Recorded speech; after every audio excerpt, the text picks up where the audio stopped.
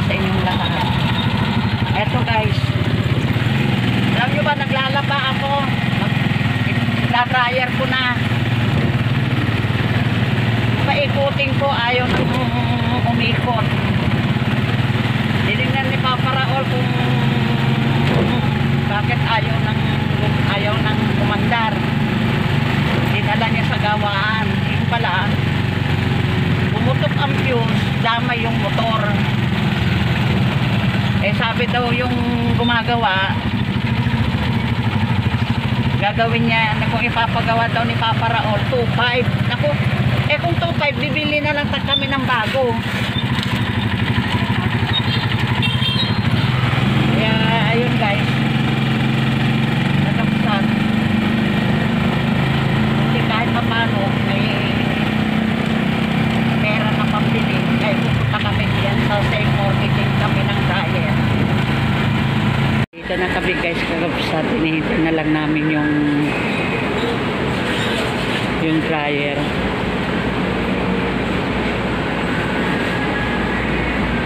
Oh, sige, yun na. Ano na? Meron na itong magkano. Susuubo kung umaandar.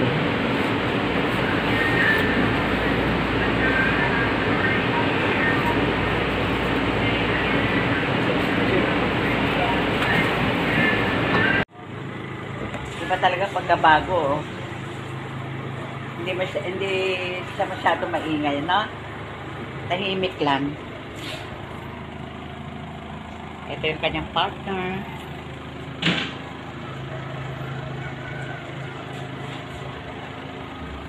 Washer, dryer. Guys, papunta na kami sa Jollibee. Doon na lang, hindi na nagpasundo si Carol, doon na lang daw siya maghintay. Kaya papunta na kami doon. Total na, siguro 11 o'clock na rin naman. Kaya, ayan. Dito na kami sa Jollibee. Ayan, naka-order na rin kami. Ito. Pilit na na siya. Salamin. Pauwi na kami. Ay naku, alam nyo ba? Talaga may dala-dala kami kasi yung gravy. Nabutas yung supot. Alam ka sa tuloy mo dalang kanin. Bakit siguro, puti nga. May dala kasi ng kanin. Diba guys? May dala kami kanin. Puti nga ang puti. Kasi may dala. Pagbagsak na rin nakita ko. Buti nga hindi natanggal yung takap ng kanin. Ay, naku.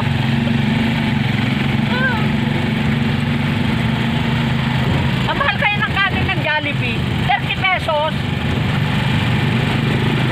Hindi namin naman nakain guys.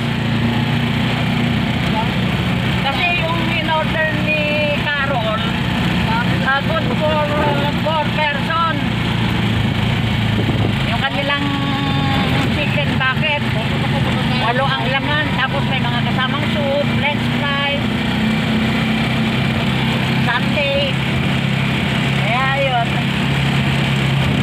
pagbaksak ka sabog yung mga gravy yung kanin nakabaliktad. Ay, siguro may baon mo, akanin mo. Hindi naman namin nakain. Kaya yan guys, kakapsat. Inihatid ni Papa Raul si Carol Tapos, umuwi si Papa Raul, pero mamamasada pa siya. Ito, bumili siya ng ubas. Kaya inuwi niya muna kasi mamamasada siya. Baka raw mamaya mapisa-pisa lang daw doon sa tricycle. Kaya ayan guys, kakabsat.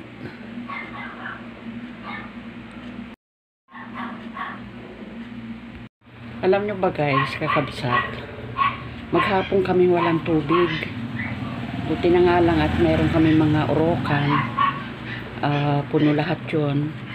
Pero syempre sa maghapon na, nagamit na rin namin. Nagkaroon ng tubig mga alas 9 na. Pero mahina pa rin. Pero kahit papano, napuno ko na yung mga orokan. Nag-iisa lang pa lang ako dito sa bahay kasi si Papa Raul overtime sa kanyang pagpapasada. Kaya ayan, katatapos ko lang. Ano guys, hanggang dito na lang. Thanks for watching. Ingat-ingat kayo. Shout out sa lahat ng aking mga subscriber. Ingat kayo. Okay guys, kakabsat. Love you all. God bless. Bye.